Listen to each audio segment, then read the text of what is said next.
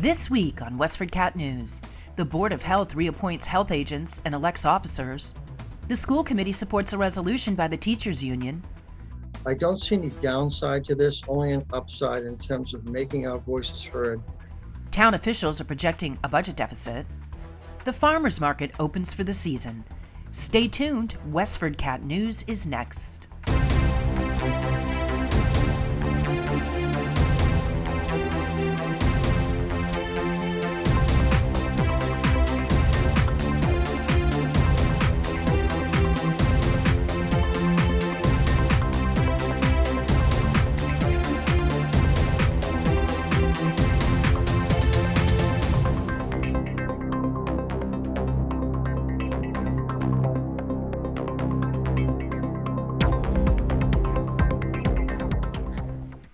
Faced with an anticipated budget shortfall due to COVID-19, select board members were presented with a budget brief on July 14th by Westford Finance Director Dan O'Donnell. O'Donnell said he projects a gap of about $883,000 for fiscal 2021, which began July 1st. So overall, with the change to state aid and the updated local revenue, we're looking at a current deficit of about $883,000 heading into next year. Which again, that will change depending on the what happens with state aid. So tomorrow is July 15th. That's a statutory day for our last warrant.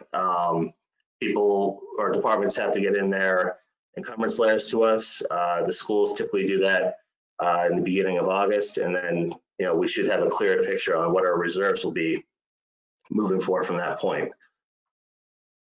Board member Mark Cost expressed concern that the gap presents risk for the town, and town manager Jody Ross said the spending and hiring freezes at Town Hall will continue.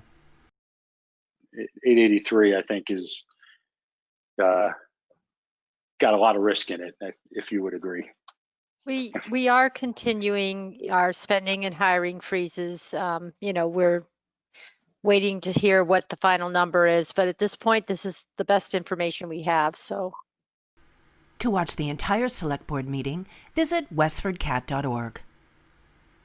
Board of Health members appointed new officers on July 13th for fiscal 2021. Stephanie Granger was elected as chair, and Zach Cataldo was voted in as vice chair.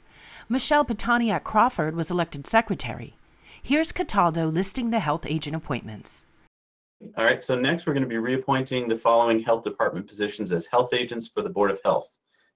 Jeffrey Stevens is going to be the health director, as always. Ray Dick, director of environmental services. Abby Graham, health agent. Arnie Price, food inspector. Gail Johnson, public health nurse. Patty Doobie and Andrew Sherman as special agents of the Board of Health for the purpose of accepting burial permits. Nancy Burns, Merrimack Valley Reserve coordinator. And we are going to include the Upper Merrimack Valley Reserve Corps as special town employees. So we just need a motion to accept this. Oh, 1 second. Sorry, this is Ray. Hi, Can Ray. can we also add Jeffrey Pavo? He is the school resource officer for the WA. To watch the entire Board of Health meeting, visit WestfordCAT.org. The school committee unanimously approved a resolution provided by the Westford Teachers Union, known as the Westford Education Association, to push for additional state and federal funds in light of lost income due to COVID-19. As school systems face new mandates, including how to keep students' desks 6 feet apart, administrators worry over how to fund the changes. Here's Superintendent Bill Olson. Well, I absolutely agree, Alicia, with what you said. I think this is whatever leverage we can exert towards the state and the federal government is to our advantage. Every single call by the commissioner to superintendents across the state is met with questions about, are we going to have sufficient funding, not only temporarily, but moving forward also. And the commissioner is very concerned also. So I don't see any downside to this, only an upside in terms of making our voices heard, that we need to be fully funded and have an increase in state aid and also an increase in the federal aid to states and cities and towns to maintain a responsible school system that meets the needs of all students. So I absolutely agree. I don't see any downside to this at all.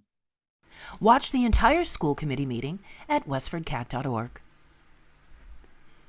The Farmers Market returned to Westford with opening day on July 7th.